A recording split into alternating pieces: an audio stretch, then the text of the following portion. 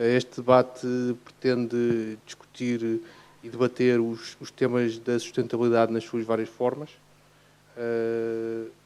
com algum foco também no bem-estar animal e como é que isso impacta a produção e a qualidade do produto final. E será também abordado um pouco a aplicação de tecnologia nesta indústria. Vou partir de uma lógica de geral para o particular, portanto lanço a primeira pergunta para o professor Tiago Domingos, relativamente ao balanço carbónico. Está ligado? Portanto, o balanço carbónico do setor da produção animal tem sido um tema recorrente nos últimos anos. Contudo, há objetivos ambiciosos para o setor agropecuário. Pode este setor ambicionar a neutralidade carbónica em 2050? Que caminho tem vindo a ser percorrido e qual o papel dos criadores? Finalmente, que estratégias e tecnologias podem ser implementadas? Ora, então, boa tarde. Antes de passar à pergunta, agradecer o convite para estar aqui presente, com muito gosto. A pergunta é comprida, eu acho que vou tentar não dar uma resposta comprida e, portanto, vou até focar um bocadinho a resposta à pergunta dentro de um pouco que é o âmbito implícito desta sessão, que é pensar só dentro do setor agropecuário a componente dos ruminantes. Portanto, digamos, para não manter o suspense, a minha resposta começa por dizer sim, o setor agropecuário pode dar um contributo, sem a mínima dúvida, pode e deve, tem a obrigação de o fazer, e então passo agora a explicar um pouco o que é que eu acho sobre isto, sendo que, na verdade, parte dos pontos que eu vou introduzir foram também já introduzidos pelo engenheiro Eduardo Diniz, portanto é agora uma oportunidade de dar um ângulo diferente, mas que em muitos aspectos toca. Ora bem, o que é que nós temos que pensar, em primeiro lugar, e focando-nos em ruminantes, bovinos e ovinos. Os ruminantes são uns bichos muito especiais, por serem ruminantes, e têm esta capacidade fisiológica especial de serem capazes de processar alimentos ricos em celulose, alimentos que não podem ser utilizados diretamente para a alimentação humana, mas que podem ingerir, nomeadamente as pastagens, transformando-os em leite e carne, que depois pode ser ingerido para consumo humano. E isto é um aspecto vital em termos do seu contributo, em termos de um sistema alimentar sustentável, porque permite-nos fazer o aproveitamento de terras que não podem ser utilizadas diretamente para a produção de consumo humano, como é a generalidade da área, por exemplo, aqui do Alentejo. Portanto, isto é um primeiro ponto fundamental, que é dizer os sistemas de ruminantes, apesar de, como o engenheiro Eduardo Diniz referiu, estarem, de facto, em termos da sociedade, permanentemente sob crítica e sob ataque, eles são, de facto, uma componente essencial de uma estratégia alimentar sustentável. Agora, não há bela sem senão, e é precisamente a característica fantástica que os ruminantes têm de serem capazes de processar alimentos ricos em celulose, que traz com ela, do ponto de vista, e agora sim passando às questões da neutralidade carbónica, que traz intrinsecamente associado com ela o grande problema em termos de neutralidade carbónica dos ruminantes, que é o facto desse mesmo sistema digestivo que lhes permite processar os alimentos ricos em celulose, é um sistema que leva inevitavelmente, de acordo com os animais que temos neste momento e com a alimentação que lhes damos, leva inevitavelmente às emissões de metano, que são um ponto negativo, significativo, não são a maior causa das alterações climáticas nem de longe, mas são uma causa significativa, e quando o objetivo da humanidade é em 2050 ter neutralidade carbónica, todas as causas significativas passam a ter que ser abordadas. E, portanto, esta questão do metano é absolutamente essencial ser abordada. Isso não pode ser negligenciado, nem pode ser escamoteado. Isto é um alerta que eu faço para um auditório, essencialmente, presumo eu, de pessoas associadas ao setor agrícola, porque anda e circula por aí frequentemente desinformação, tentando alegar que o metano emitido pelos ruminantes não é um problema ambiental, não é um causador significativo do aquecimento global. É.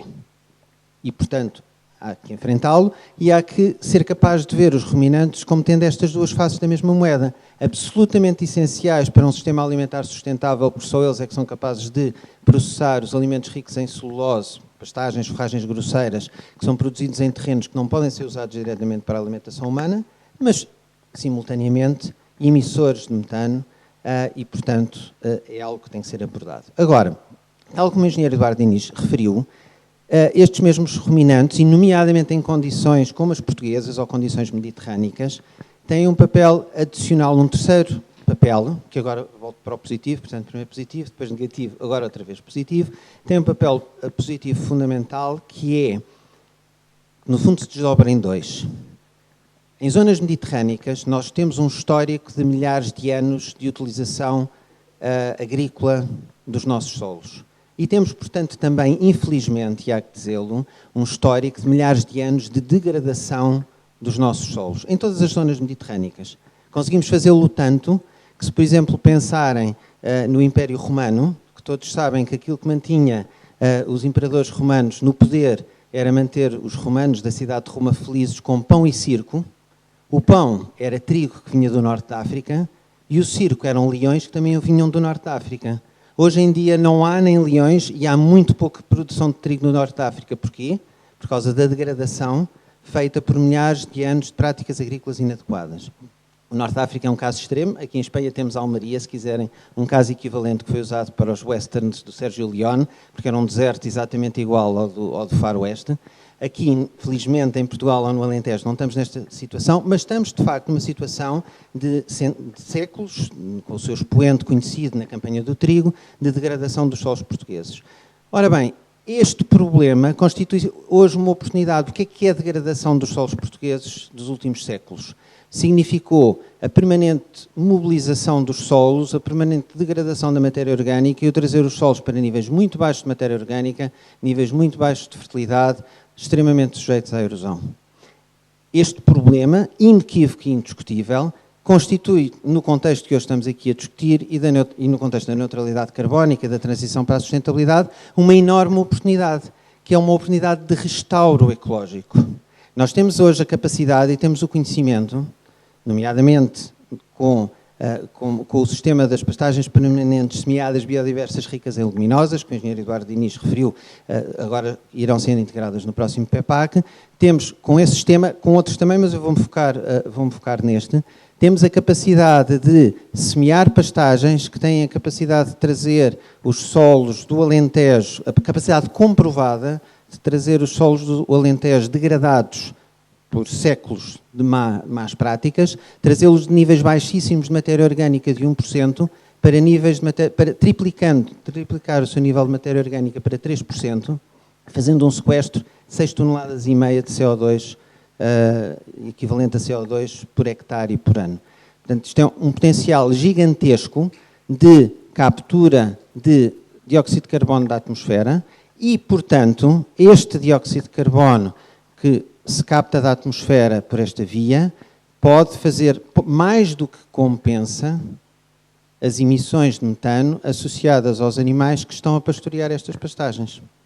E, portanto, nesse sentido, vai permitir, é um contributo, hoje não tenho tempo, não gastaria aqui uma hora de debate todo para falar de todos os contributos, é um claríssimo contributo que a agricultura portuguesa pode dar para a neutralidade carbónica, é um contributo comprovado, em termos de trabalho científico, é um contributo que, através da terra-prima, como já foi referida, que foi uma spin-off a partir do técnico, da qual eu sou CEO, e na qual liderei um projeto que fez a sementeira destas pastagens, contratos com agricultores, se calhar há aqui alguns na sala, porque foram mais de 1000 agricultores no Alentejo com quem fizemos contratos, sequestrámos 1 milhão de toneladas de CO2, ganhámos em 2013 o prémio da Comissão Europeia para a melhor solução para o clima na Europa e, portanto, é uma atividade que comprovadamente coloca carbono no solo e tira-o da atmosfera, prestando um serviço à sociedade, compensando as emissões de metano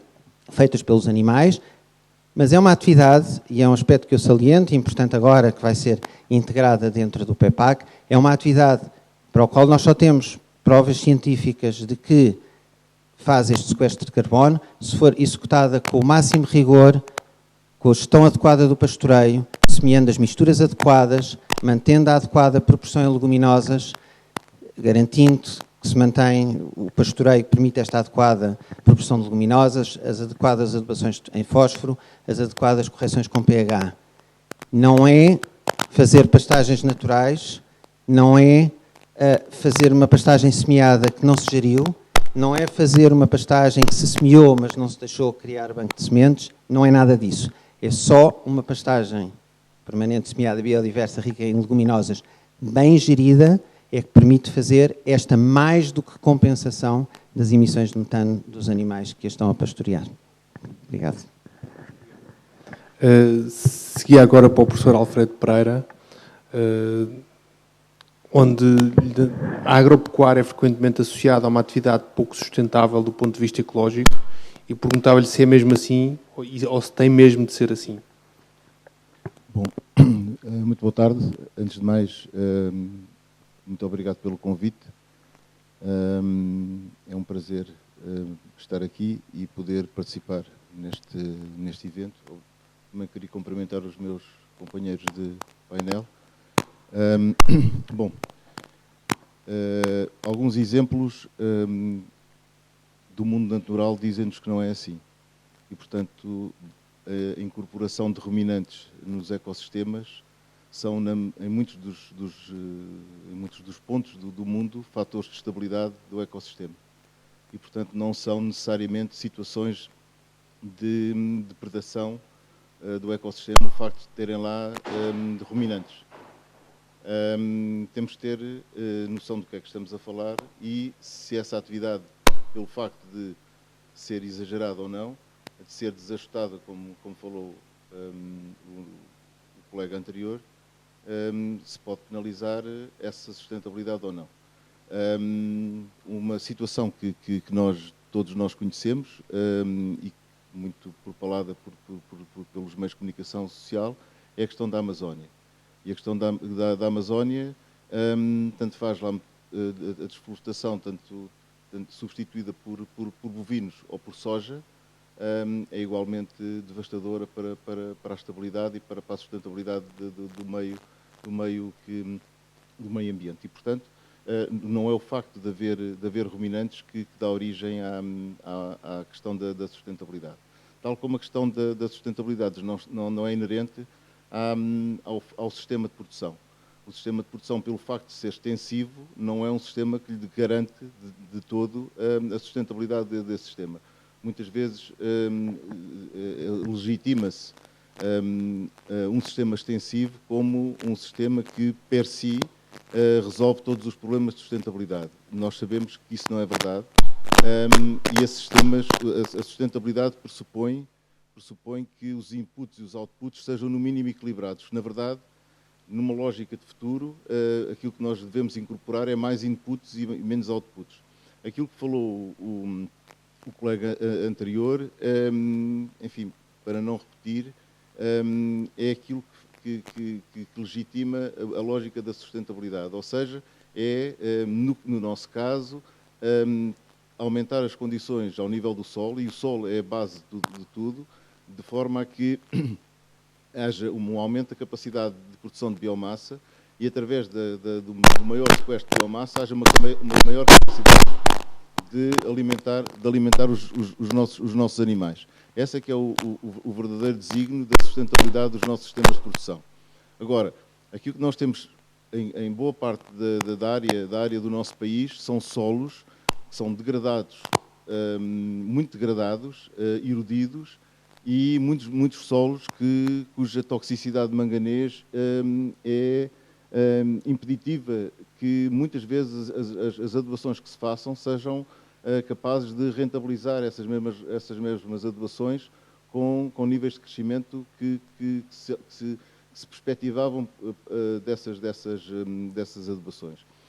Quando nós conseguimos reverter isso através de correções dessas que são processadas ao longo do tempo, aquilo que nós conseguimos evidenciar são aumentos significativos da biomassa. E aumentos significativos da biomassa dão origem a produtividades suficientemente maiores nos nossos animais, que, acompanhados por tecnologia de monitorização do pastoreio, com situações de pressões e gestões de pastoreio que permitam a manutenção das leguminosas, permitam a sementeira das leguminosas para o ano transato, mantenham uma capacidade de rebrote e de recrescimento dessas mesmas pastagens, façam com que essas pastagens possam ser produtivas ao longo dos anos e, portanto, reduzir os custos de alimentação desses nossos animais. Isso traduz-se daquilo que é a lógica fundamental da sustentabilidade. Portanto, há muito trabalho a fazer. O trabalho a fazer tem a ver essencialmente numa resposta e numa primeira resposta ao nível do solo, numa primeira resposta ao nível do solo e na questão dos detalhes, identificar que tipo de solos temos, que nível de toxicidade temos, se existe toxicidade ou não, e adequar a incorporação de espécies, reduzindo a mobilização, mantendo os níveis de matéria orgânica, de forma a que haja cada vez mais um acúmulo de matéria orgânica e melhoria da sua estrutura, para que haja uma capacidade de reter água de uma forma prolongada ao nível desses solos.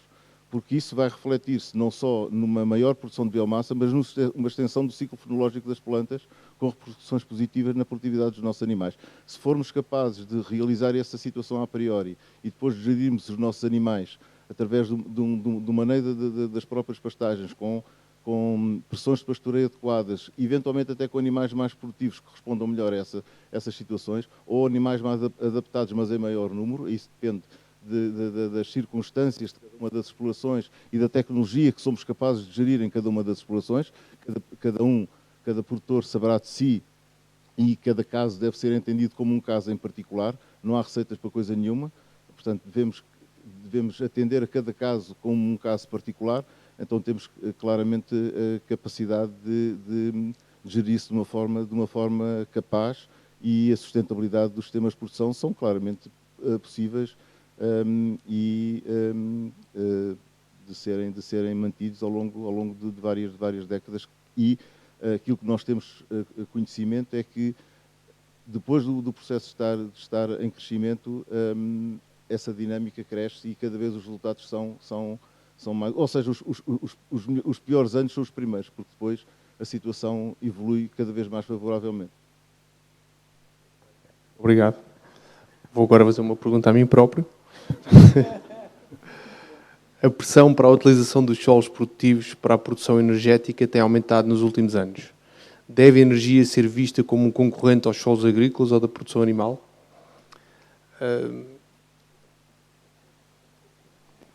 Obrigado pela pergunta. Efetivamente, primeiro há aqui dois pontos de vista sobre este tema. Primeiro, há um mito que a utilização energética, é frequente ouvir a expressão não podemos cobrir o Alentejo de painéis, e acho que muitas vezes diz isto sem ter muita noção do que é que isso implicaria. Há várias formas de fazer esta conta, mas é mais ou menos aceite que se forrássemos literalmente o Alentejo de painéis, não só podíamos fornecer de energia a Portugal, mas o mundo. Para termos ideia aqui da densidade energética de que estamos a falar. Mas, efetivamente, principalmente nas questões do solar fotovoltaico, o tipo de terrenos ideais para o fotovoltaico muitas vezes são também bons para a agricultura. Porquê? Porque querem superfícies tendencialmente planas, extensas, sem grandes obstáculos, e muitas vezes isso são solos, podem ser ou não ser, mas muitas vezes podem ser vistos como concorrentes à agricultura. Mas, para além desta diferença de necessidade, ou seja, há uma necessidade em termos de área muito inferior ao que existe, há também soluções que estão a ser aplicadas principalmente lá fora. Eu acho que em Portugal estamos um bocadinho atrasados nessa área, que é uma tendência que tem crescido, que não tem um nome fixo, mas pode-se chamar agro-PV ou agrivoltaics, que é, no fundo, uma utilização dupla do solo, tanto para a agricultura como para a produção energética. É aceite que qualquer central fotovoltaica hoje em dia já utiliza de alguma forma, é frequente ver ovelhas dentro das centrais, porque realmente tem um duplo benefício, não só é alimento para os animais, como facilita a operação e manutenção das centrais, mantém as ervas sempre rasteiras e não causa sombrimentos, mas o agro-PV ou agrivoltaics vai bastante mais longe do que isso. E no âmbito do agrivoltaics há dois tipos tradicionais. É a instalação típica de painéis em Portugal, tem um ângulo de 30 graus, portanto acaba por ocupar uma área de terreno, mais ou menos metade da área do terreno é ocupada efetivamente com painéis. Mas há uma solução que está a ser utilizada, principalmente em Itália, que é, sacrificando um pouco a produtividade energética, pôr os painéis quase verticais, portanto ocupando muito menos área e aproveitando todas as partes entre painéis para a produção agrícola. E é engraçado ver que os sombreamentos acabam muitas vezes, por dependendo das culturas, ter alguns benefícios. Portanto, esta é uma forma de agrovoltaics que tem sido aplicada. Outra é de instalar centrais muito elevadas, normalmente a cerca de 5 metros de altura, e com estruturas reforçadas para diminuir o número de apoios no chão. Portanto, não é só uma central elevada, é uma estrutura específica que permite que a totalidade do solo em baixo seja utilizado ou para uma questão de produção animal ou mesmo para a agricultura. E na parte agrícola é engraçado porque há uma série de estudos feitos nos Estados Unidos, na Alemanha. A Alemanha também está bastante evoluída nesta área, em que determinadas produções agrícolas beneficiam da sombra temporária, não é? Porque, dada a rotação da terra, beneficiam da sombra e chegam mesmo a aumentar a produtividade. Portanto, num hectare de terreno, consegue-se manter a produção agrícola e ter produção energética. No caso da produção animal, e fizemos isso no Monte do Pasto, no âmbito do projeto Ethical Meat que a senhora Secretária de Estado mencionou, onde uma das coisas que está a ser avaliada é o stress térmico. Então, nos parques de referência, necessitávamos de mais sombreamento e optámos por fazer o sombreamento, em vez de um sombreamento tradicional, fizemos um sombreamento com uma mini central solar de 100 kW, mas elevada a 5 metros de altura e tem, de memória, 6 ou 8 apoios só no chão. Portanto, pode-se fazer os animais têm uma vida completamente normal debaixo da central. E isto, o agrivoltaics tem vários benefícios. No caso dos animais, a questão do sombreamento reduzindo o stress térmico.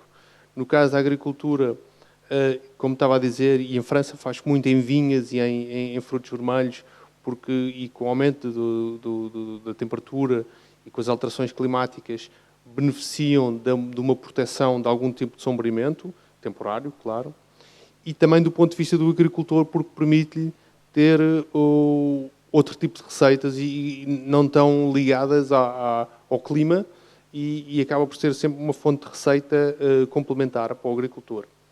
Claro que isto exige regulamentação específica, porque nestes dois casos que falei, ou sacrificamos um pouco a produção, pondo os painéis numa posição não ótima, portanto se produz menos energia do que uma central tradicional, ou no caso das centrais sobreelevadas, estamos a falar de estruturas muito mais caras, não é só um bocadinho mais caras, portanto sacrifica ali um benefício económico. Portanto, isto normalmente tende a ser visto como exigir uma regulamentação específica. Porque a energia produzida será sempre um pouco mais cara do que uma central solar normal, contudo, ainda mais aos preços de hoje, muito mais barata do que a maior parte das alternativas. Há também uma questão da regulamentação relativa à agricultura. Por exemplo, na Alemanha foi um problema inicialmente, eu penso que isso já foi resolvido, que, por definição, se um terreno agrícola que tivesse qualquer tipo de central perdia os apoios agrícolas existentes. E é uma coisa que não faz muito sentido, porque na maior parte destas centrais de agrivoltaics, a atividade agrícola ou a atividade animal mantinha-se. Portanto, não fazia sentido que, por terem uma segunda ou uma dupla utilização do solo, perderem os apoios que existiam. Ou pelo menos haver ali uma forma de equilibrar isso. E, obviamente, uma regulamentação necessária será um licenciamento compatível com as duas atividades, porque muitas vezes também ao contrário do que se ouve às vezes, é muito difícil, quase impossível, licenciar uma central solar em solos RAN. Ora, no agrivoltaico isso pode fazer sentido, porque estamos a falar da conjugação das duas atividades, da agricultura e da produção. E muitas vezes o que está a ser feito lá fora é existir acesso específico à rede para este tipo de produção. Portanto, voltando ao início, apesar de haver esta concorrência, entre aspas, dos solos entre agricultura e energia, a concorrência é menor do que pode parecer, e 2, há soluções específicas para acomodar as duas realidades. Obrigado. Agora passava ao professor António Vicente para abordar a questão do desperdício alimentar.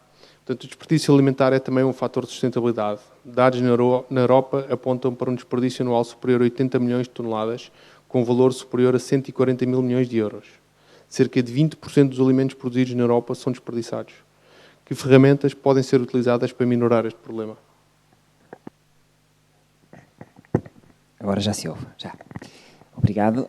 Mais uma vez também, seguindo o figurino dos colegas anteriores, agradecer o convite que me foi feito, é muito gosto que estou aqui, logicamente, e indo diretamente à questão, porque nos vamos adiantando no horário. Essa questão é realmente, bom, como dizia o Tiago há pouco, é questão para estarmos aqui 1 hora na conversa e mesmo assim não íamos terminar, mas tentando contar uma história breve, esses valores realmente chocam. E chocam num continente como a Europa, porque se formos para um continente como a África, ou a Ásia, ou a América do Sul, esses números duplicam ou triplicam.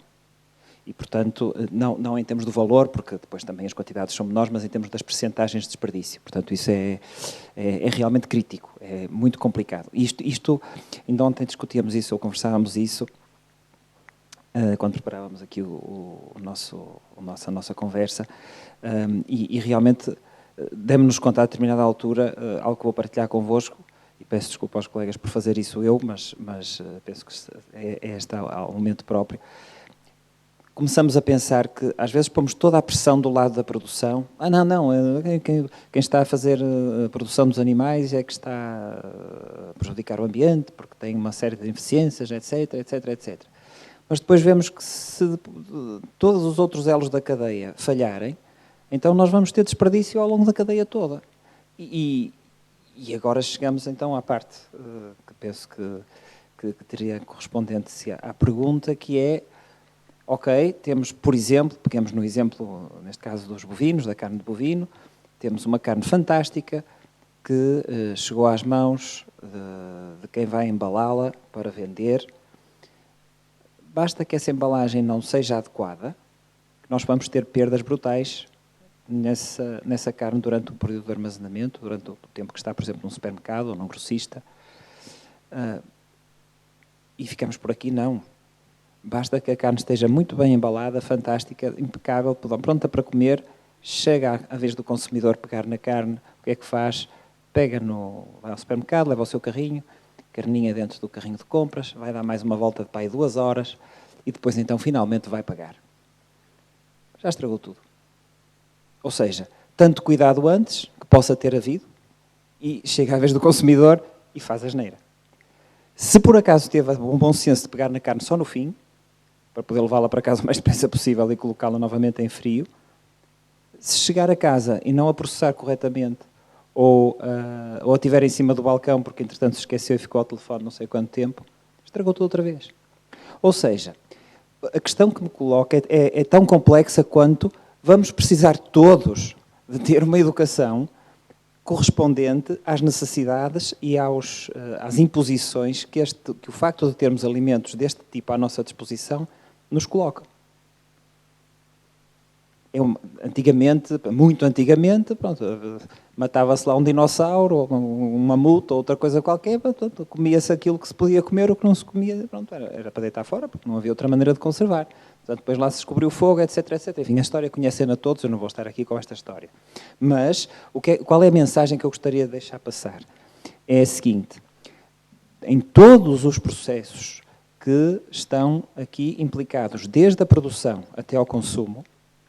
Há oportunidades de perda e essas oportunidades de perda dos alimentos estão diretamente relacionadas com a forma como cada um dos intervenientes os trata. E como um dos grandes intervenientes, se não se calhar o maior e se calhar o mais difícil de controlar, são mesmo os consumidores. E eu acho que uma boa parte da questão, eu sei que a questão não ia muito por aí, mas claramente vai dar aqui. Nós podemos estar, por exemplo, nós, e no meu caso em particular, fazemos investigação sobre materiais de embalagem, de como é que podemos conservar os produtos durante mais tempo, em melhores condições, que tipo de materiais se deve usar, como é que compatibilizamos isso com materiais de embalagem mais ecológicos, que não sejam plásticos de origem de petróleo, que sejam plásticos tanto de origem biológica, bioplásticos, por aí fora, e como é que se faz essa substituição, etc, etc, etc. Sim, senhor, fantástico, impecável. Se os consumidores não estiverem bem cientes daquilo que têm que fazer para fazer render os produtos alimentares e para fazer conservá-los durante mais tempo e da melhor maneira, não vamos a lado nenhum, não vale a pena, porque vamos perdê-los outra vez. E, portanto, respondendo diretamente à pergunta, sim, há várias coisas que nós podemos fazer a partir do momento em que chega, vou voltar ao exemplo da carne para não fugir da linha de pensamento, em que temos a carne pronta a ser embalada e é embalada e depois temos materiais para isso e temos condições de refrigeração para isso e podemos até incorporar alguns, como também temos estudado, alguns ingredientes no próprio material de embalagem para prolongar a vida útil do alimento, na própria carne para prolongar a vida útil do alimento. Podemos pensar inclusivamente em outro tipo de tecnologias de conservação a vácuo, de conservação por campos elétricos, de conservação por tratamentos superficiais, com gases especiais, etc, etc. Sim, senhor, tudo isso se pode fazer e existe e pode ser feito. Mas temos, ao mesmo tempo, que investir muito na parte da educação dos consumidores. E se calhar deixava esta mensagem muito forte, porque acho que é mesmo, se calhar, a mais importante no meio disto tudo. Ver isso como realmente uma cadeia onde a sustentabilidade está em todos os passos. Tem que estar. É uma responsabilidade de todos, na minha opinião. Muito bem. Para o professor Tiago Domingos, como podem estratégias de agricultura circular contribuir para aumentar a eficiência do setor agropecuário? Reciclar matérias-primas e os seus produtos, poupar fertilizantes e reduzir a pegada hídrica e energética são o caminho a seguir? Ora, muito bem. Tá. O início da resposta a esta pergunta já está no que foi o início da minha resposta à pergunta anterior e mantendo-nos focado nos ruminantes.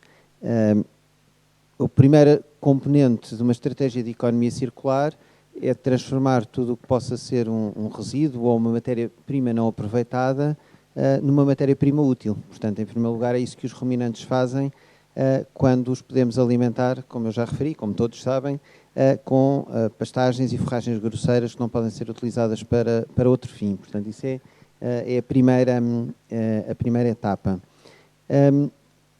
A segunda etapa fundamental, e que na verdade esta é verdade para todo o setor animal, e é uma narrativa, digamos, é uma realidade científica e técnica, mas que além disso era uma narrativa que era importante o setor animal conseguir transmitir à sociedade, que é de que todos os animais, e claro os ruminantes em particular, têm além disso a capacidade de processar outros subprodutos, por exemplo, da indústria agroalimentar, até alimentos que se traduziriam em desperdício alimentar, porque já não servem para consumo humano, mas ainda servem para consumo animal, e, portanto, também esses alimentos podem ser utilizados pelos ruminantes.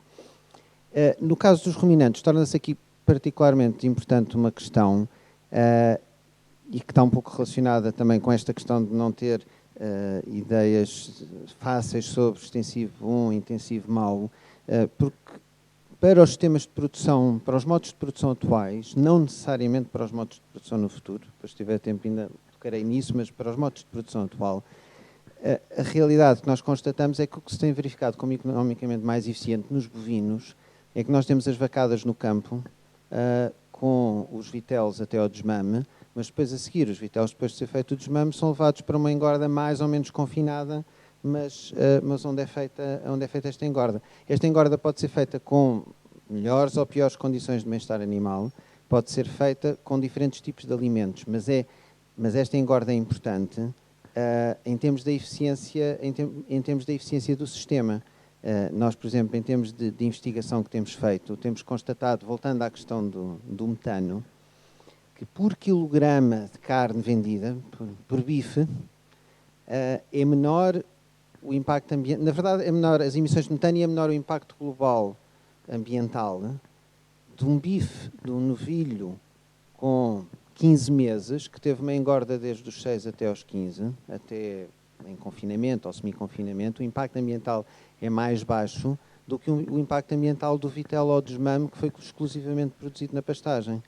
Porque aquele período da engorda em excelentes condições de alimentação, as condições ideais desde os 6 até aos 15 meses, contribui para diluir o maior contribuinte para o impacto ambiental do novilho, do bife do novilho, que é as emissões da mãe, durante um ano. Durante um ano, e é num sistema otimizado em que se conseguisse intervalo entre partos de um ano, que nem isso se consegue.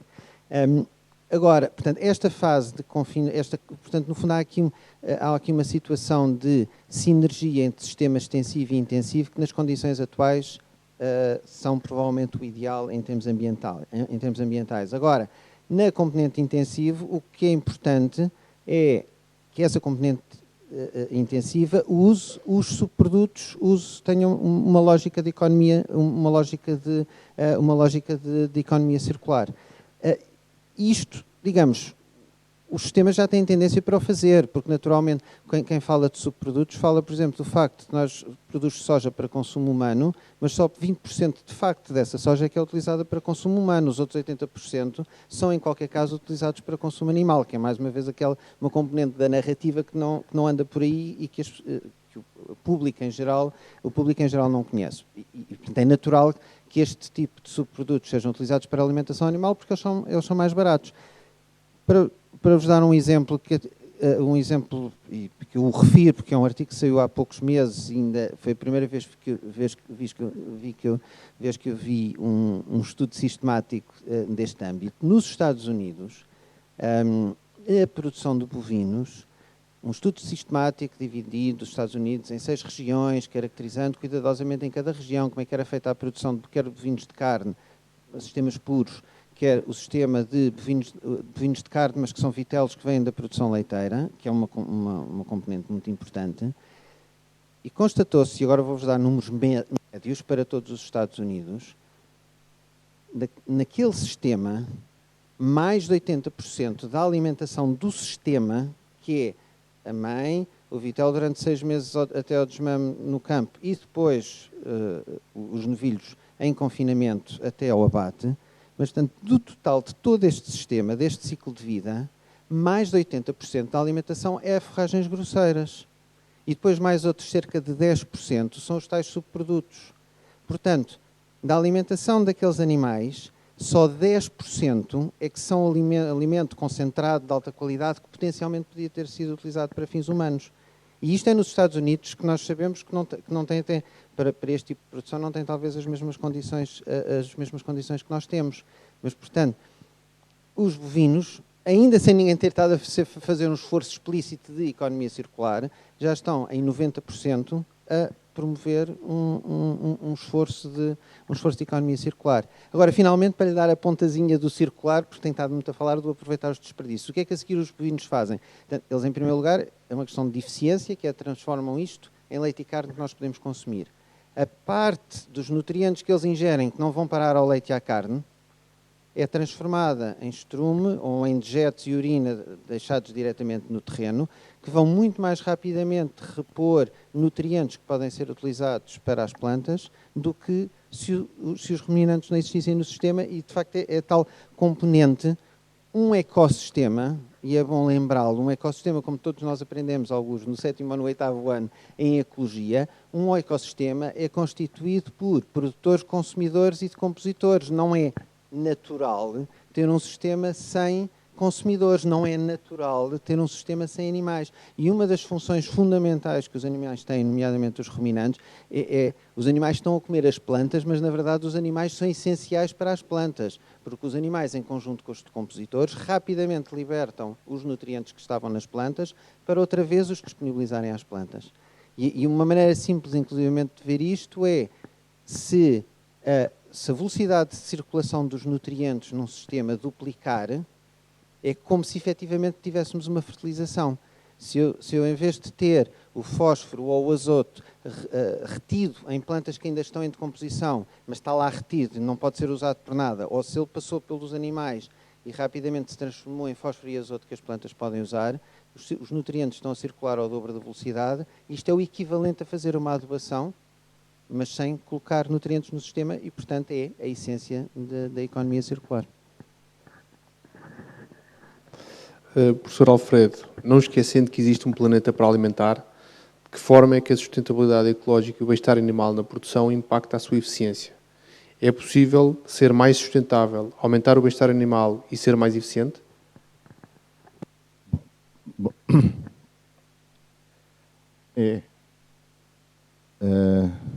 tem que ser, não é? Vem aí mais um aumento de... Nós temos gente a mais no planeta, na verdade, não é? E, portanto, o grande desafio é alimentar esta gente toda. Mas é possível. É possível, é desejável, ou pelo menos há muito caminho a melhorar.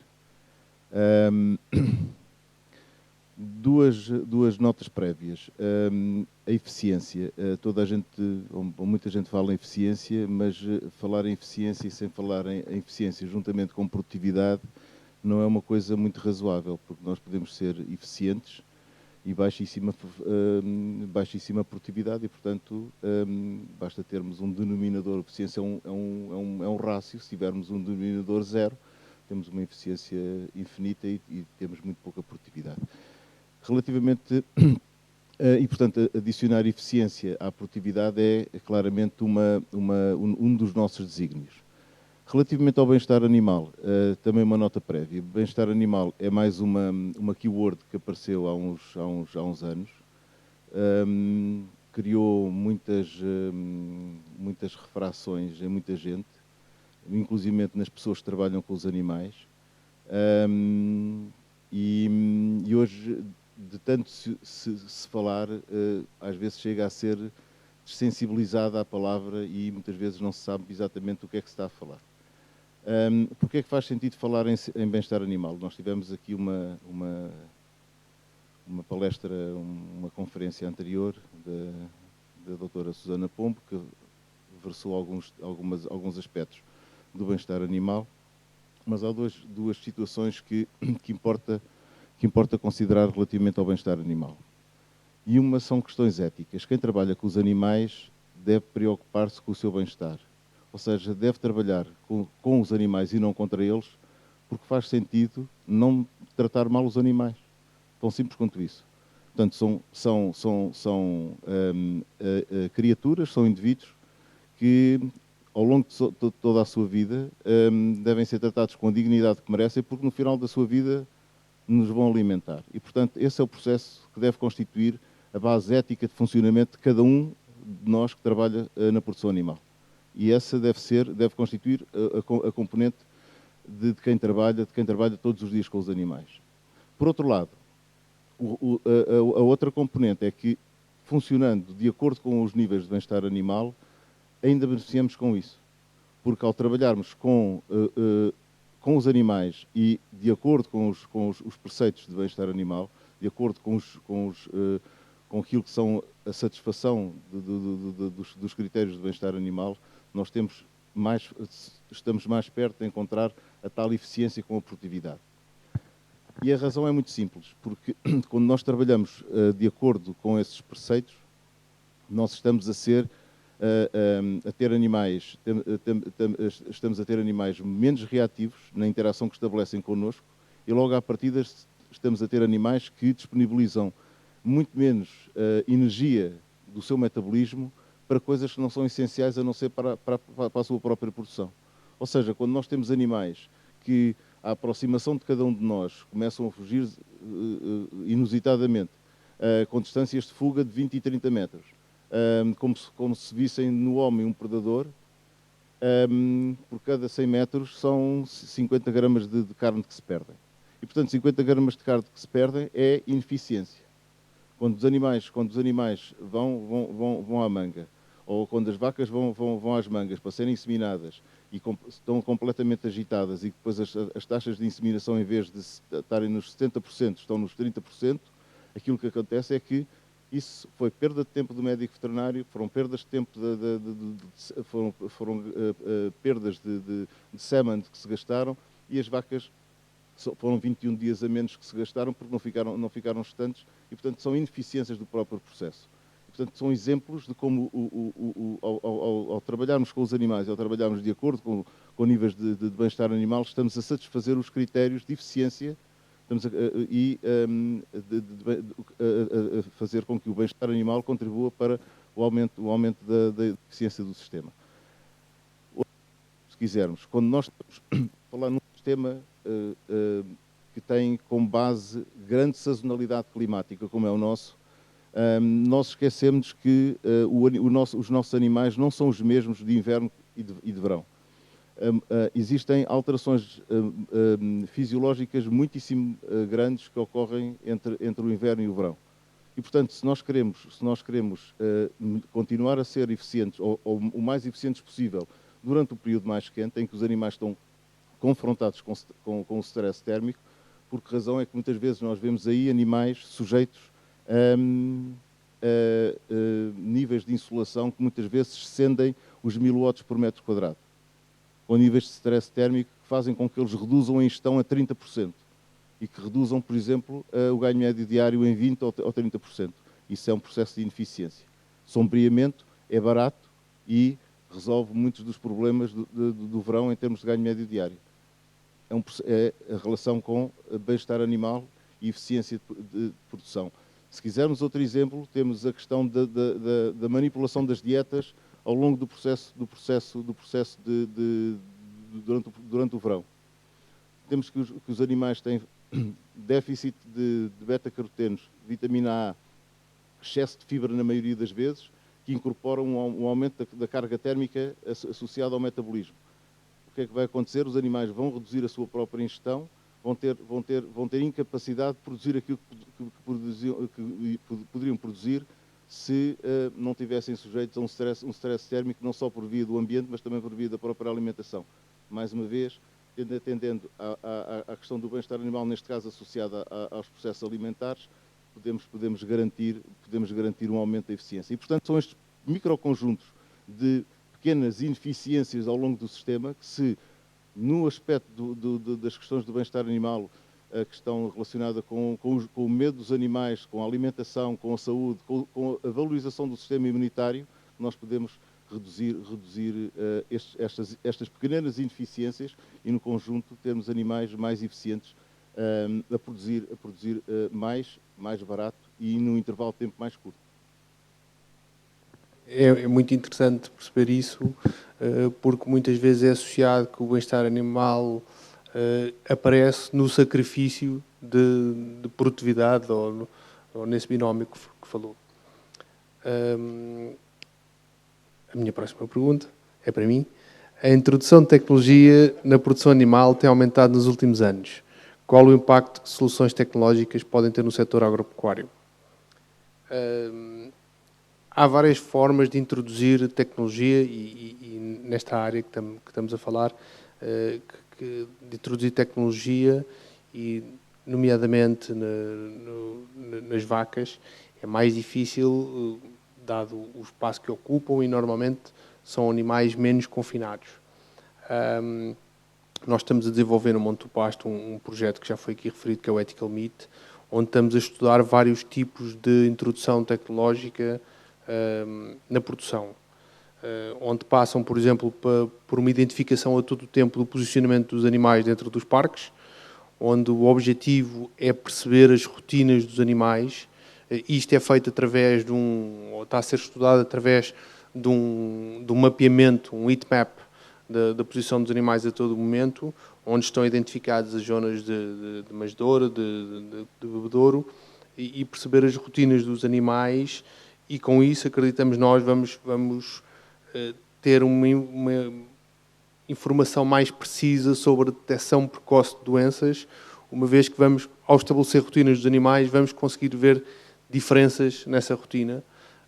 E, portanto, se um animal que está, no histórico que temos, vai 7 vezes ao bebedouro, naquelas condições de temperatura, e nos últimos 2 dias não foi, alguma coisa se passa, e isso pode ter um impacto, acreditamos nós, que vai ter um impacto significativo na detecção precoce de doenças, animais mais fáceis de tratar e que provavelmente podem contaminar menos outros animais do seu grupo.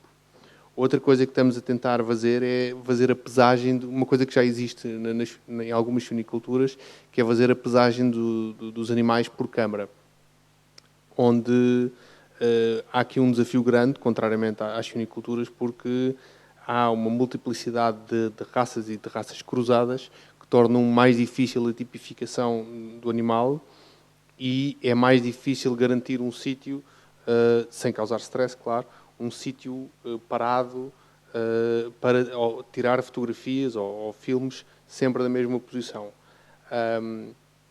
O que acontece é que saber ou conseguir medir o peso dos animais frequentemente, numa produção tradicional, isso só acontece quando os animais vão à manga, o que lhes causa enorme stress, portanto, muitas vezes é contrário aos objetivos, mas se nós conseguirmos, sem causar esse stress, um conhecimento do peso dos animais, permite-nos identificar a curva de crescimento desse animal, que é uma informação que pode ter muita utilidade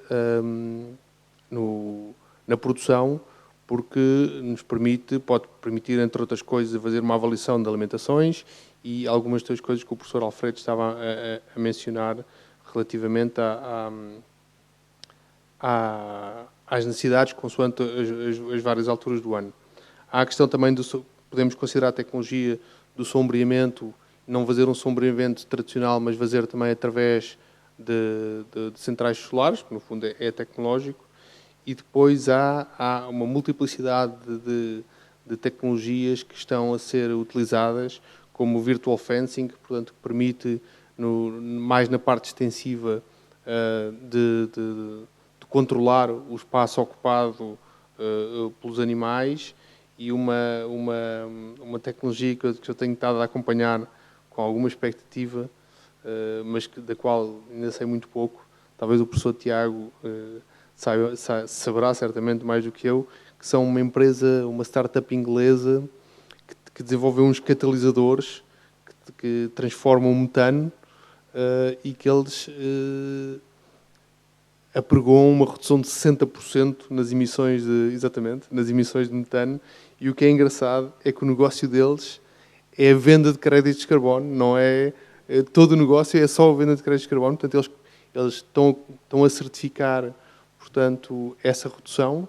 Ao certificar, conseguir ganhar os créditos de carbono relativos. Portanto, eles dão aos produtores os equipamentos, ficando eles com a titularidade, e o negócio deles é só a transformação dos créditos de carbono, ou a venda dos créditos de carbono. Portanto, acho que há um longo caminho a percorrer na utilização de tecnologia, e acho que isso nos vai permitir ser mais eficientes e mais produtivos nesta indústria. Eu acho que é um caminho que se está a começar, pelo menos neste tipo de gado, que só agora se está a começar a fazer, e que tem uma margem muito grande para percorrer ainda. Deixava antes ainda uma última pergunta, mas que eu penso ser um bocadinho, acho que o professor António Vicente já abordou muito disto, mas deixo ao seu critério, senão depois também lhe lanço outra, que é, no momento mais ajusante desta fileira da produção animal, há também muitos temas de sustentabilidade. Quais as inovações que estão a ser trabalhadas nas áreas do processamento e conservação da carne, incluindo a embalagem? Obrigado. Sim, na verdade já foi tocado um bocadinho um bocadinho nisso, mas agora se calhar também indo um bocadinho mais de encontro ao que tem sido a linha de resposta e em boa verdade, introduzindo aquilo que tem sido ou que será, se tudo correr bem como esperamos, a resposta que o projeto Ethical Meat está a tentar dar a esse nível. Há de facto várias coisas que podemos fazer, algumas delas são, enfim, do mais elementar bom senso, e que eu já fui referindo há pouco, portanto, tratar bem os produtos, sabendo que se deterioram em determinadas condições, evitar que essas condições aconteçam, temperaturas, exposição a temperaturas e a ambientes com elevada exposição solar, etc. Enfim, não vou estar aqui a repetir isso, mas depois há coisas que nós podemos fazer para melhorar, um bocadinho na linha do que ouvimos desde das respostas que o professor Tiago foi dando, até às respostas que o professor Alfredo foi dando e as respostas que o Carlos acabou de dar.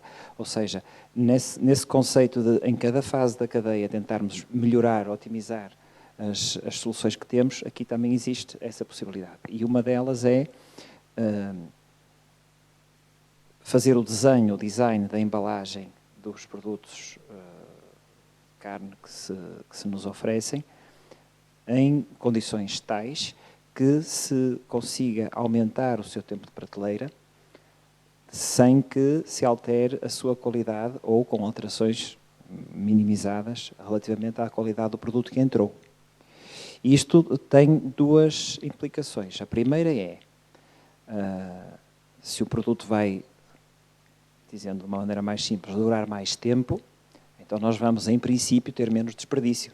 Porque se ele estiver mais tempo disponível em boas condições, certamente que não será necessário, findo esse prazo e aquele produto que não foi vendido, ser descartado. Isso é a primeira coisa. Segundo, tem uma implicação muito importante que é receber um produto nas melhores condições possíveis para que depois, no final, tenhamos esse produto também em boas condições. Isto dito de outra maneira, nós não podemos pensar que, por exemplo, um material de embalagem fantástico que possamos estar a tentar utilizar, vá melhorar um produto que já chegou menos bom. Portanto, nós só conseguimos que estes produtos alimentares tenham um tempo de vida o mais prolongado possível se o ponto de partida for bom. E daí a tal importância que eu falava há pouco de toda a cadeia ser ou ter o cuidado que é necessário para que depois tenhamos uma carne de qualidade.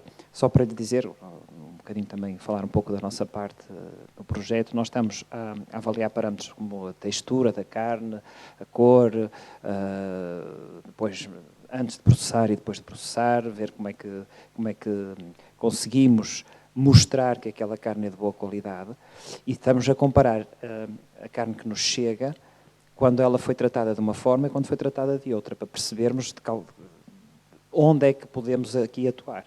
E uma das coisas que nós esperamos obter aqui, justamente como resultado do nosso projeto, é a conclusão que nos parece mais ou menos óbvia, mas que temos que demonstrar, que uma carne que foi tratada com todos os cuidados que o professor Alfredo falava há pouco, desde o momento em que começou a criação dos animais, até ao momento em que vai acontecer o seu consumo, se essa carne foi tratada dessa forma, garantidamente vamos ter uma carne com qualidade superior àquela que terá ou que teria se algum dos passos anteriores não tivesse sido bem dado.